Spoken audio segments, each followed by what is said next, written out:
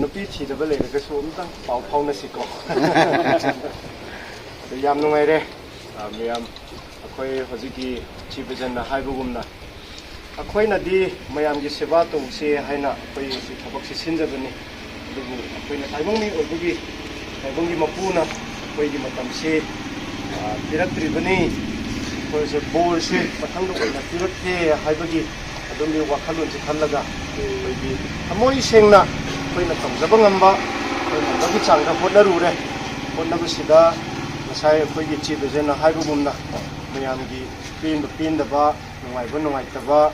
ꯑꯗꯨꯒꯨꯝꯂꯕ ꯃꯌꯥꯝꯁꯨ ꯂꯩꯔꯝꯒꯅꯤ ꯑꯗꯨ ꯂꯣꯏꯅꯃꯛꯁꯦ ꯆꯠꯂꯝꯗꯥꯏꯁꯤꯗ ꯑꯩꯈꯣꯏ ꯑꯃꯃꯝ ꯑꯣꯏꯔꯒꯁꯨ ꯀꯥꯎꯊꯣꯛꯄꯤꯔꯒ ꯃꯥꯞ ꯇꯧꯃꯤꯟꯅꯁꯤ ꯑꯩꯈꯣꯏꯒꯤ ꯏꯃꯨꯡ ꯇꯔꯞꯇꯒꯤꯁꯨ ꯀꯔꯤꯒꯨꯝꯕ ꯑꯁꯣꯏ ꯑꯉꯥꯝ ꯂꯩꯕ ꯇꯥꯔꯒꯁꯨ ꯃꯌꯥꯝꯅꯁꯨ ꯉꯥꯛꯄꯤꯌꯨ ꯑꯩꯈꯣꯏꯁꯦ ꯇꯁꯦꯡꯅꯃꯛ ꯍꯟꯗꯛꯇ ताइबंग मी ओइबगी इलेक्शन हाइबसी मी लोइनमक यावरुरगसु मी अमखक्ता फर्स्ट प्राइज खक्ता लैबनिना अखोइदी माइपाक हौदे अखोइ माइपाक हौदा तारगसु अखोइदी वाखन हंदे अखोइ वाखन सु पिकथदे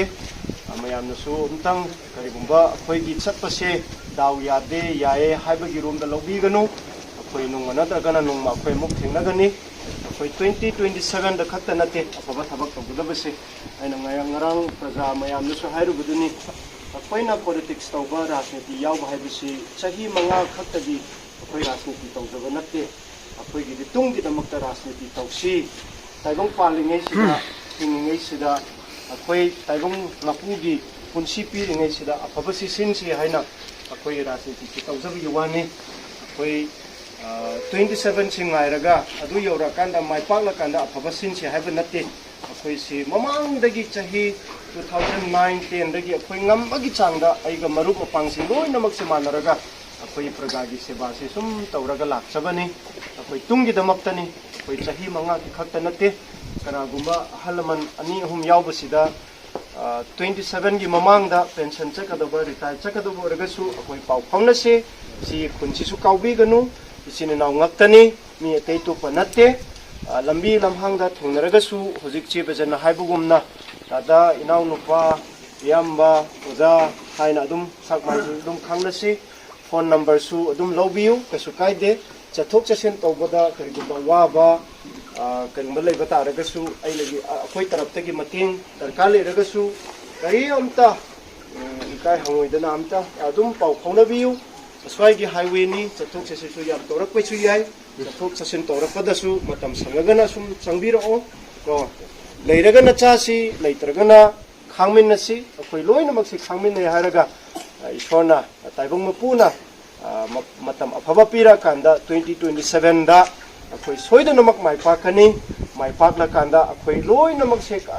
कनामता चिथबा लेतना अखोइ नुंसी चानना लेखिनी सिदा सुपुन खिनी हाइबसे हाइजरगा स्वाइसिदा टेंशन जरगे ꯇꯧꯒꯗꯕꯕꯨ ꯑꯩꯈꯣꯏꯁꯤ ꯃꯥꯏ ꯄꯥꯛꯄ ꯇꯥꯔꯒꯗꯤ ꯅꯣꯏ ꯃꯌꯥꯝꯗꯁꯨ ꯄꯦꯟꯒꯅꯤ ꯑꯩꯈꯣꯏ ꯃꯌꯥꯝꯁꯨ ꯍꯔꯥꯎꯒꯅꯤ ꯃꯄꯨꯡ ꯐꯥꯅ ꯄ꯭ꯔꯖꯥꯒꯤ ꯁꯦꯕꯥꯁꯤ ꯇꯧꯕ ꯉꯝꯖꯒꯗꯕꯅꯤ ꯑꯗꯨꯕꯨ ꯍꯧꯖꯤꯛꯁꯤ ꯄ꯭ꯔꯖꯥꯒꯤ ꯁꯦꯕꯥ ꯇꯧꯔꯣꯏꯁꯤ ꯇꯣꯛꯑꯁꯤ ꯍꯥꯏꯖꯕ ꯅꯠꯇꯦ ꯑꯩꯈꯣꯏ ꯃꯥꯏ ꯄꯥꯛꯄ ꯇꯥꯔꯒꯗꯤ ꯃꯌꯥꯝꯁꯨ ꯏꯃꯨꯡ ꯂꯩꯕ ꯉꯛꯇꯅꯤ ꯏꯃꯨꯡꯒ ꯌꯧꯕꯗ ꯍꯜꯂꯕꯗ ꯏꯃꯨꯡꯗ ꯑꯣꯏꯔꯒꯁꯨ ꯆꯔꯥ ꯑꯃꯈꯛꯇꯒꯤ ꯑꯣꯏꯔꯁꯨ ꯉꯥ ꯀꯤꯂꯣ ꯑꯃ ꯁꯥ ꯀꯤꯂꯣ ꯑꯃ ꯂꯩꯅꯕꯒꯤ ꯄꯤꯔꯝꯕꯁꯨ ꯌꯥꯕꯅꯤ ꯍꯧꯖꯤꯛꯇꯤ ꯃꯥꯏ ꯄꯥꯛꯇꯕꯅꯤꯅ ꯑꯩꯈꯣꯏ ꯃꯌꯥꯝꯁꯤ ꯁꯤꯜꯂꯨꯔꯀꯥꯟꯗ ꯃꯌꯥꯝꯒꯤꯗꯃꯛꯇ ꯈꯜꯂꯨꯔꯀꯥꯟꯗ ꯑꯩ ꯋꯥꯈꯜ ꯌꯥꯝ ꯅꯨꯡꯉꯥꯏꯇꯦ ꯑꯗꯨ ꯑꯣꯏꯔꯒꯁꯨ ꯃꯌꯥꯝꯅ ꯉꯥꯛꯄꯤꯌꯨ ꯑꯩꯈꯣꯏꯁꯦ ꯉꯝꯖꯕꯒꯤ ꯆꯥꯡꯗ khitang envelope ta hapchinmani che aduga dada che ga hapchinmani masisida aina release tawre haibagi soy amaga chingaga noina pirakpagi che duda adu hapchilaga sidasu khitang yaurakanda kem se tongan bra tongan chalani bako adu eragana hojik phamam daisida khitang akhoi nungsibagi ko imungi taraptagi khara sinjage tawbani cha thaknabagi oiragasu ko aduna nungsina harau-harauna hainarasi mathangda unarakandasu harau-harauna nungsina isi inaugumna amu lambi lamhangdasu khumnaraga tinasi haibisi saisida tensinjarage sigi che amasidi akoida thami adum thamgadawrabani ko sigi che sidi check tawsi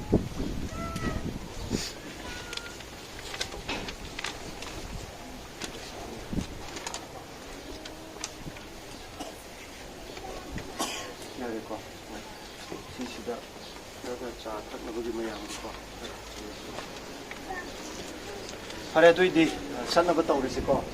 pare imong pani khot pani nungaitaba leite yamna nungsibani haiba mayamse pawse amtang yaubiragadi henasu harawgani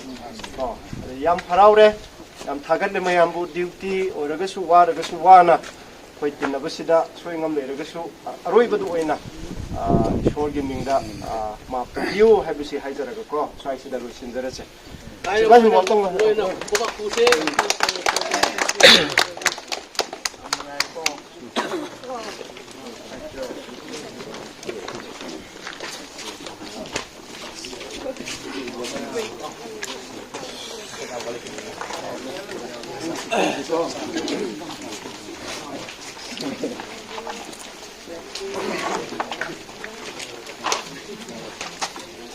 Kaki nak kaki nam,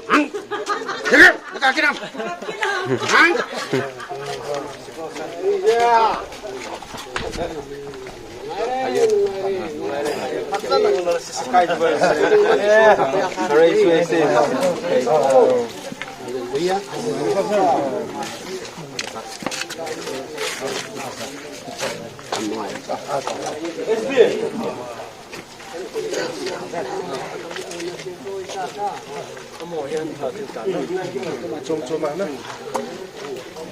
Pare dada koi su office amuk yaugadaba ko amuk hana kholamage ko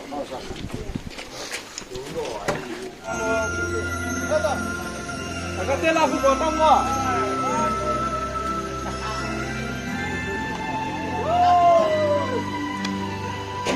ole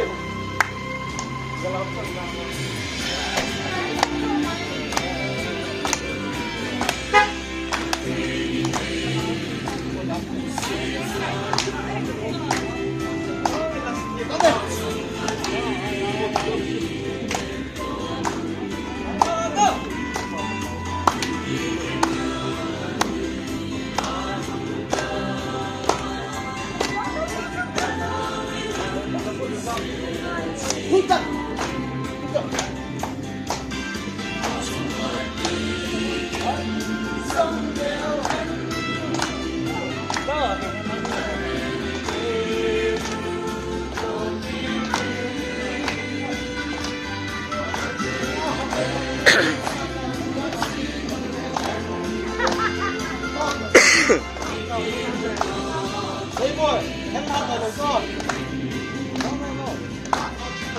No.